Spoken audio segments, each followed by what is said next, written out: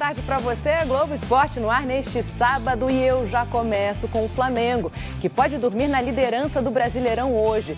Se empatar com Fortaleza, já é líder, mas é claro, é bom vencer para criar aquela distância e tem que secar o Palmeiras amanhã. Quem está acompanhando o Flamengo de pertinho é a Duda Dal Ponte. Chega agora com mais informações pra gente. Duda, querida, boa tarde. O time tá com muito desfalque para esse jogo, não é mesmo, minha amiga? Muito desfalque, Débora. Muito boa tarde para você, para todo mundo que acompanha o Globo Esporte. Ao todo, são 7. A começar pelo Alexandro, que não viajou para controle de carga, pensando na sequência da temporada. O Léo Ortiz, ainda tratando aquele problema no tornozelo direito, depois do jogo contra o Palmeiras, ficou no Rio para ele estar disponível para a partida de volta contra o Racing na quarta-feira que vem, lá na Argentina. Além disso, o Carrascal e o Pulgar estão suspensos pelo 3º cartão amarelo. O Pedro está no departamento médico, porque ele fraturou o antebraço direito na partida contra o Racing. Deve voltar mais ou menos em 6 semanas, está com o braço imobilizado, por isso não pode jogar e também está fazendo tratamento, é claro.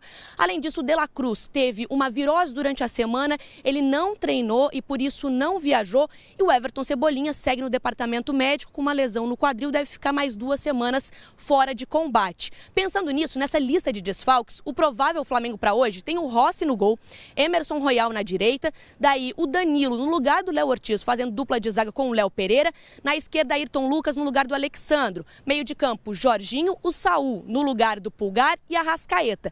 Lá na frente é sempre o mais difícil de descobrir com o Felipe Luiz, mas a gente imagina que Lino de um lado, Luiz Araújo de outro e o Plata fazendo a função do Pedro. A bola rola aqui na Arena Castelão às 7h30 e ainda bem, porque tá muito quente aqui, viu? 32 graus nesse momento, na hora do jogo vai estar mais ou menos 26 e mais ou menos 10 mil torcedores do Flamengo vão estar aqui para apoiar o time, Débora.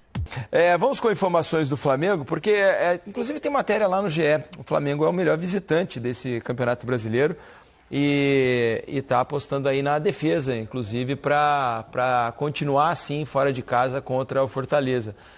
A gente está falando de pressão para título, né? Do outro lado, a gente tem contra o Flamengo o Fortaleza, que está na zona do rebaixamento. Essa é a campanha como mandante do Fortaleza, olha só, 15 jogos, 5 vitórias, 2 empates e 8 derrotas, uma campanha muito abaixo do Fortaleza, né, que costuma ser muito forte jogando no Castelão com a sua torcida, só 37% de aproveitamento esse ano, 38%, né, 37,8%. E olha a campanha do Flamengo como visitante, ó, fez 13 jogos fora de casa até aqui, com 8 vitórias, 2 empates e 3 derrotas apenas, um aproveitamento bom, né, 66,7%. Estava falando aqui da situação do Fortaleza, a tensão é enorme por lá, né? Porque o Fortaleza, para conseguir, de acordo com os estatísticos, né? Para conseguir escapar do rebaixamento, tem que fazer uma campanha superior à dos líderes, em termos de aproveitamento. Então, veja, não é fácil. E ainda contar com os outros, né, vamos dizer. Não é só exato. fazer ganhar todos os jogos finais, seu adversário também ganha. Na verdade, se você pensar em 45 pontos, ele tem 24, precisa fazer 21. Metade, praticamente. São 10 jogos que faltam, difícil, 30 pontos é 70%. 70% é menos, um pouco menos do que o aproveitamento dos líderes nesse momento, próximo de 70%. Não é fácil. Vamos dar uma olhada aqui no campinho, né? Com a provável escalação do Flamengo para esse jogo. Provável porque não é fácil acertar a escalação que o Felipe vai colocar em campo lá no Castelão. Deve ter algumas mudanças, mas também não dá para desestruturar completamente a equipe, né? Então o time deve ter Rossi no gol, Royal na lateral direita, né? Já que o Varela começou. Então nas laterais não tem tanta diferença assim, né? Ele pode trocar à vontade. Tem sobrando. Royal na direita, Danilo e Léo Pereira, mesma zaga que jogou contra o Racing, né? O Ortiz ficou no banco. Dessa vez acho que não está nem relacionado, né, Mansur? Estava dando uma olhada no Não, ele ficou no Rio. Flamengo. Ficou no Rio. Não viajou. Vai se recuperar melhor para tentar jogar contra o Racing. Até porque se ele vai viajar, não vai jogar essa estrutura de tratamento. Melhor tratar bem melhor na sua casa. E o Ayrton Lucas começando do lado esquerdo. Meio campo com o Saul, né? Começando ao lado do Jorginho, com a Arrascaeta. Jorginho, Luiz Araújo na direita, Samuel Lino tendo a chance de começar de novo na esquerda. E o Plata lá na frente, o Pedro também sequer viajou. Mas 5 mudanças, né? Ainda assim, um time muito forte para jogar contra o Fortaleza. As duas laterais, o Saul e o Lino. E o Plata. Lino e o Plata. São 5 mudanças. Muitas por necessidade, né? A questão do braço. Carrascal está suspenso. Do Pedro, o Carrascal está suspenso. O Pulgar também está suspenso. E também, desde que ele voltou, ele emendou uma sequência. Enquanto o Saul recuperava o melhor momento depois da volta, era provável que ficasse talvez fosse uma jogo, mudança que já fosse acontecer. Surgiu o problema da recuperação do Léo Ortiz, mas o Léo Ortiz já não jogou, então os dois zagueiros ele consegue repetir. Agora, o curioso é o seguinte, né, moço? Se a gente pegar exatamente do meio para frente esse time de hoje, já foi o titular de outro dia. Exato, já foi o principal do Felipe Luiz, o titular de jogos grandes, entre aspas, né? Então, veja que é um time absolutamente acostumado a jogar junto e fortíssimo para enfrentar o Fortaleza. Não há uma desconfiguração do time, né, Alex? Não, e ao mesmo tempo, esse processo que é normal e natural de acontecer, de às vezes mudar uma peça ou outra, ele também vem da competência do seu treinador, da sua comissão, de estar deixando todo mundo num nível bom, no nível de alerta, no nível físico, para falar, poxa vida, um momento eu vou precisar. Porque às vezes tem elencos que você pode ter opções e às vezes tem alguém que está mais desligado. Então essa sensibilidade agora nessa sequência de jogos para você estar com todo mundo preparado é uma atenção, uma sensibilidade que você tem que ter assim, no staff bacana, porque de repente falou, opa, o Mansur parece que está meio assim. Então você não pode deixar escorregar agora, porque se for ver, o Palmeiras é o único que depende só dele para ser campeão. Porque ele tem uma vitória a mais e está empatado. Então, nesse sentido, o Flamengo, e agora esse negócio de jogar em casa, mesmo que seja contra o Cruzeiro, vai descasar algo, mas eles também têm um caminho de adversários parecidos para pegar. Sei, por mais que o aproveitamento seja altíssimo, não dá pra gente achar que eles vão fazer 100% de agora até o final do campeonato. Não é o... Difícil. Agora, a situação hoje é que, embora o Flamengo tenha a melhor defesa e o melhor ataque do campeonato, o Flamengo pode fazer 10 goleadas daqui até o final do campeonato, que se o Palmeiras não perder ponto, ganhando todos os jogos dele de 1-0, o campeão é o Palmeiras.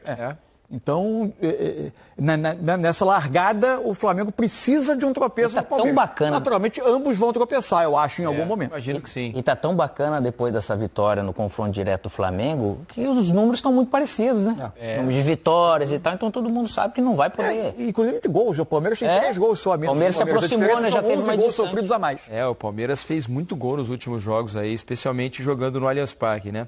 É um desfalque realmente importante para o Flamengo, Elton. É algo para preocupar para esse jogo contra o Fortaleza ou o elenco dá conta? Bom, o curioso desses números, né? O Samuel Lino com bem menos jogos que o Everton Cebolinha, a mesma quantidade de participações em gols, né? O impacto inicial da contratação desse jogador para a equipe do Flamengo.